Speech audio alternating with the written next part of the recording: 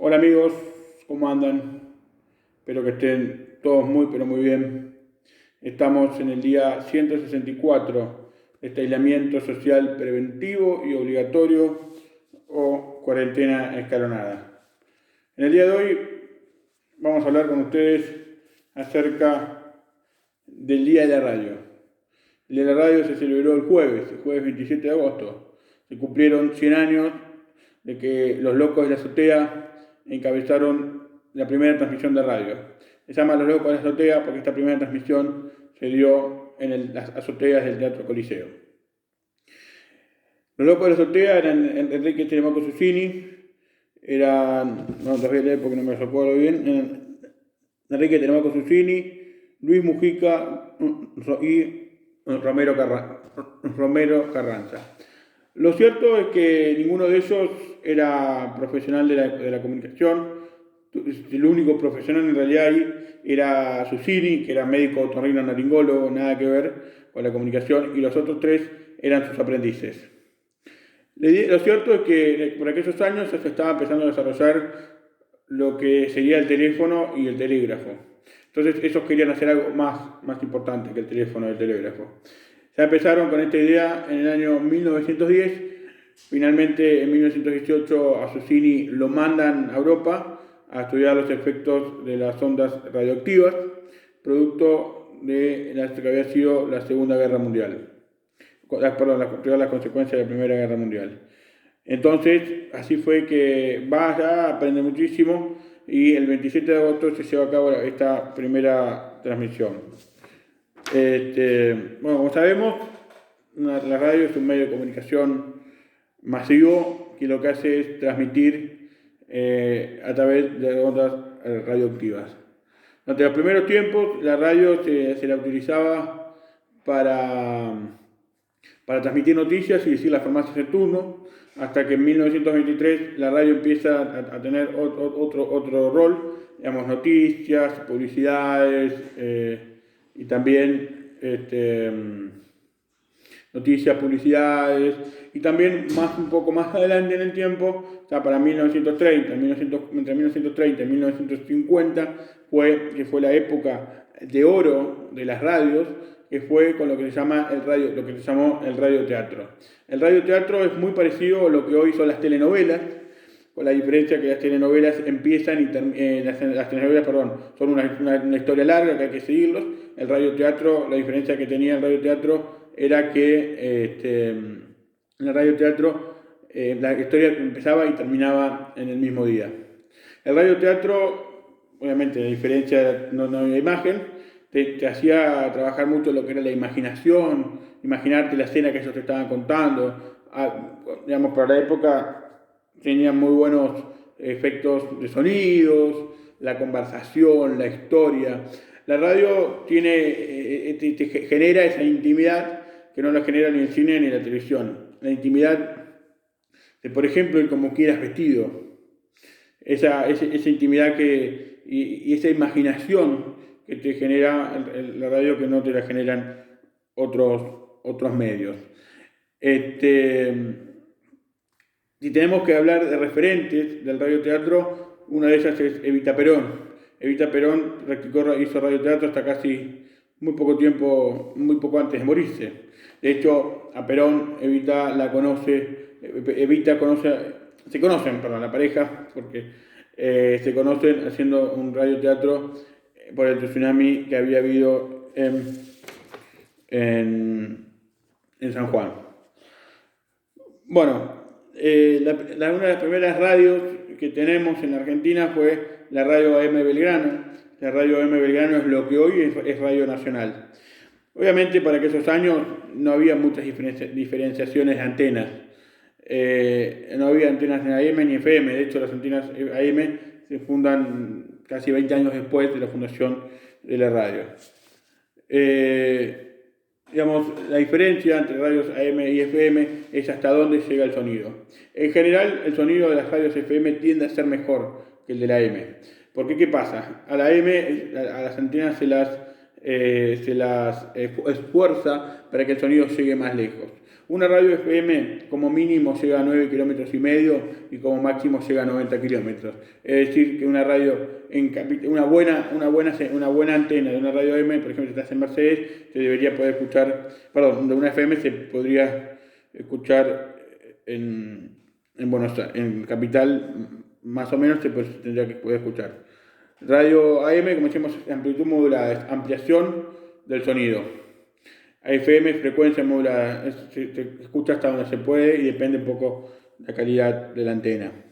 Pero bueno, las radios AM y las FM no son las únicas radios que existen. También existen lo que se llaman las radios online o las radios online están muy relacionadas con las radios AM y FM. Existen lo que se llaman las radios comunitarias. Las radios comunitarias surgieron hace aproximadamente 30 años, en la década de los 90, cuando se empezó a estar la necesidad de escuchar otro tipo de opiniones, otro tipo de información. Se fundaron las radios comunitarias. También tuvo mucho que ver que mucha gente, las radios comunitarias por lo general están en barrios carenciados, donde participa mucho las ONG de los barrios, es decir, no cuentan con el presupuesto que cuenta una radio AM y una FM, entonces las radios alternativas se escuchan por lo general solamente en el barrio. Tuvo mucho que ver, las radios AM, las radios comunitarias tuvieron una injerencia muy grande en el 2001 con el que se vayan todos. Porque las radios comunitarias te contaban cosas que las radios tradicionales, ni las AM ni las FM te las contaban. Muchas veces, ¿por qué? Porque tienen el tema de la pauta oficial. No, si nosotros hablamos en contra del gobierno, decimos algo que el gobierno no le gusta, nos puede sacar la publicidad, entonces no decimos nada. Bueno, las radios alternativas, justamente las radios comunitarias, lo que hacen es eso, de contarte lo que los otros no te cuentan. Como decíamos, por lo general están ubicadas en fábricas abandonadas, en predios desconocidos y demás. A las radios comunitarias les costó muchísimo que se las reconozca como medio de comunicación. Primero el CONFER, después el AFCA y ahora el ENACOM. Les cuesta que las reconozcan como medio de comunicación.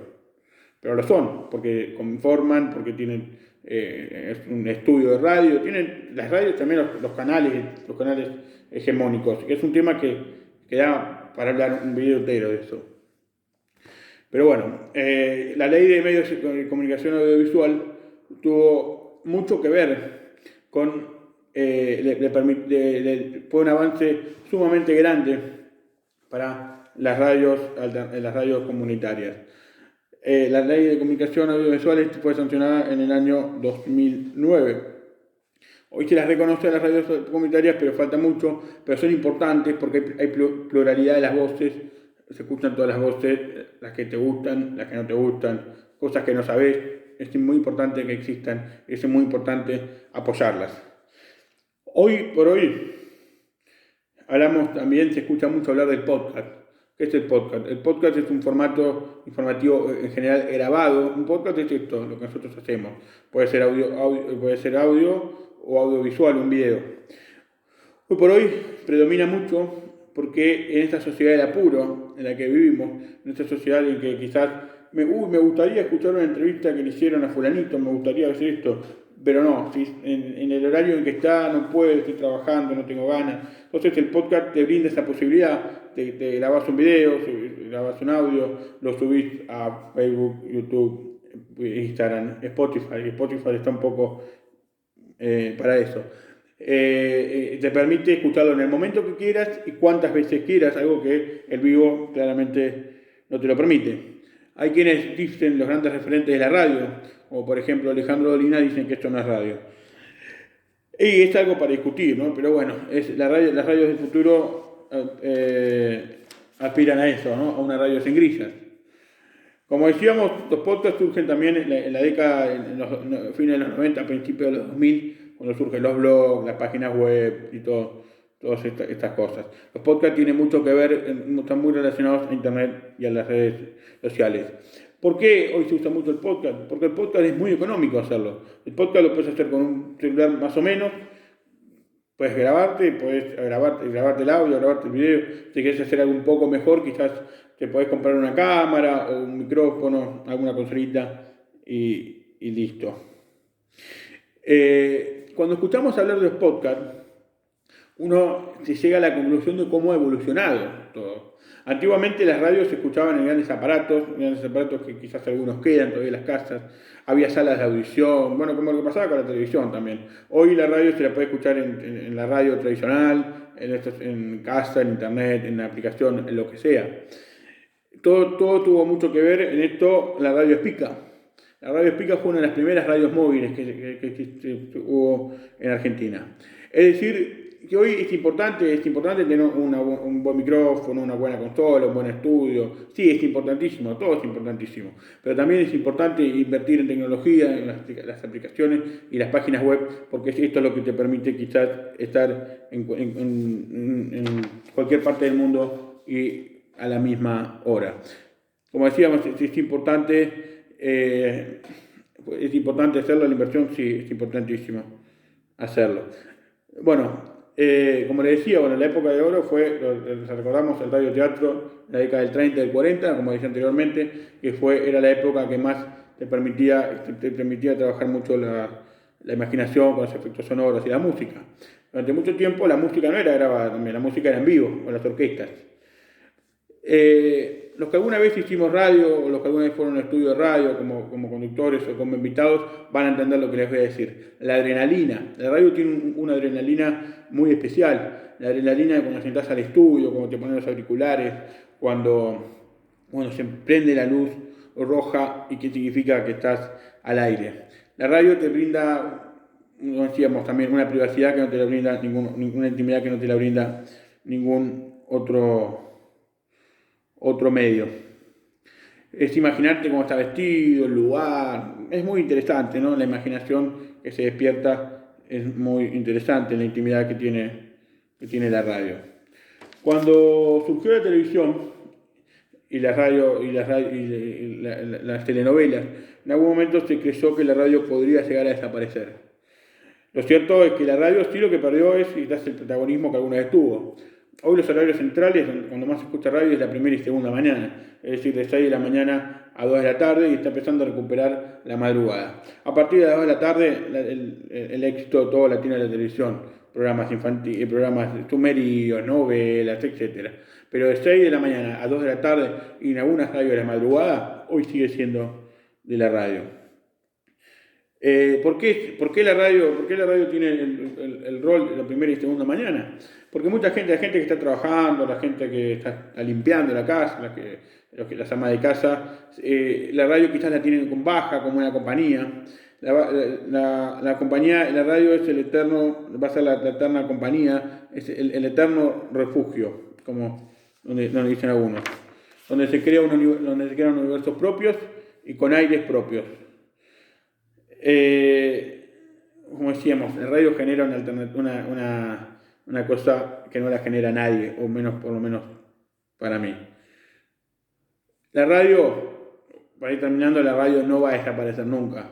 Quizás hoy estaría más cerca de desaparecer Internet que la radio.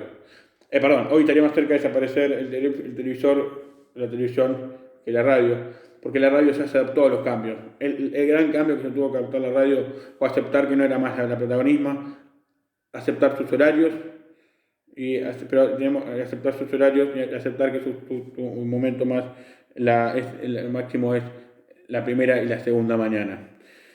Hoy es imposible, la radio no va a desaparecer, la radio ya se adaptó a esto, la radio nunca va a desaparecer. Bueno, este video está dedicado a todos los radioaficionados, a los radioescuchas, a los grandes referentes de la radio, como Héctor Larrea, La Negra de Bernassi, Alejandro Dolina, que fue famoso por permitir que se permita al público sus programas, Magdalena Rodríguez Azú, Víctor Hugo Morales, Juan Carlos Badía, Eduardo Oliverti, Lalo Mir, entre otros. También se lo quiero dedicar a Fernando Luna, mi gran amigo Fernando Luna, que tiene mucho que ver, su familia tuvo mucho que ver con la llegada de las radios a Mercedes. Onda fue la primera radio que hubo en Mercedes.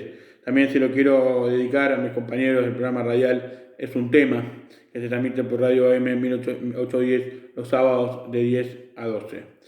Bueno amigos, espero que les haya gustado, los radioaficionados y los radioescuchas, espero que se hayan sentido cómodos. Nos estaremos viendo el domingo que viene, probablemente con un vivo. Hasta la próxima.